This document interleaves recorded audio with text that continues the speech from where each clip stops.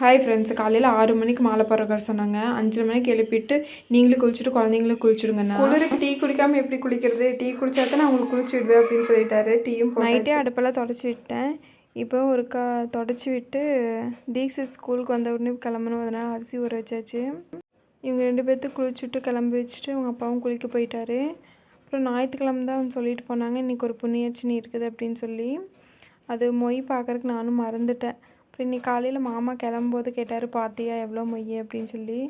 அப்புறம் அதையும் பார்த்து சொல்லிவிட்டு அதுக்குள்ளே அவங்க அப்பாவும் குளிச்சுட்டு வந்துட்டார். வந்து எல்லாம் சாமி கும்பிட்டு அப்புறம் மாலை பாலுக்குள்ளே போட்டு வச்சுருந்தோம்ல, அதை எடுத்து அந்த பாலை பூச்செடிக்கிட்ட ஊற்றிக்கலாம், அதை அப்புறமா ஊற்றிக்கலாம் அப்படின்ட்டு ஒரு பாத்திரத்தில் ஊற்றி வச்சுட்டு மாலையெல்லாம் நல்லா கலந்துட்டார். மாலை போடுறதுக்கு 2 பேர் அப்படியே குஷியாக இருக்கிறாங்க. எங்கிட்ட கொடு அப்படின்னு சொல்லிட்டு அந்த மாலையை உங்கள் அப்பா என்னை யார்ட்டையும் கொடுக்க மாட்டேன், நடங்க போகலாம் அப்படின்னு சொல்லி கவரில் போட்டு கிளம்பியாச்சு. இவர் தான் குருசாமி. இவர் வீட்லேயே மாலை போட்டு விட்டுருவார். மாலையும் போட்டாச்சு 3 பேரும்.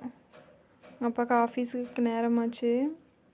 மாலை போட்டு அவசரமாக கிளம்புனார். அவர் ஆஃபீஸ்லேயே மாலை போட்டவங்களுக்கெல்லாம் இலை போட்டு தான் போடுறாங்க, நான் அங்கேயே போய் சாப்பிட்டுக்கிறேன் அப்படின்ட்டாரு. எப்போவும் அங்கே தான் சாப்பிடுவார். சரி மாலை போட்டுருக்குனா வீட்டில் சாப்பிட்டு போங்கன்னா, இல்லை அங்கேயே சாப்பிட்டுக்க லேட் ஆச்சுன்ட்டு கிளம்பிட்டார். அப்புறம் ஒரு பெரிய இலையாக போய் அறுத்துட்டு தீக்ஷத்துக்கு செலின்னு ஒரே இலையில் சாப்பிட்டுக்கிறேன்னாங்க. சரின்ட்டு தலைவாழை இலையை அறுத்து 2 சைடும் 2 பேரும் உட்காந்து சாப்பிட்றாங்க. தீக்ஷத்துக்கு டிஃபன் கொண்டு போகிறதுக்கு தக்காளி சாப்பாடு இதாக தாளித்தேன். சாப்பாடு மட்டும் வச்சு விட்டு மாமாவை ஆஃப் பண்ண சொல்லிட்டு தான் மாலை போடுறக்கே போனோம். அவர் ஆஃப் பண்ணிட்டார். எங்கள் வீட்டு குட்டி முருகர்கள்லாம் அவள் சாப்பிட்டு கிளம்பியாச்சு ஸ்கூலுக்கு.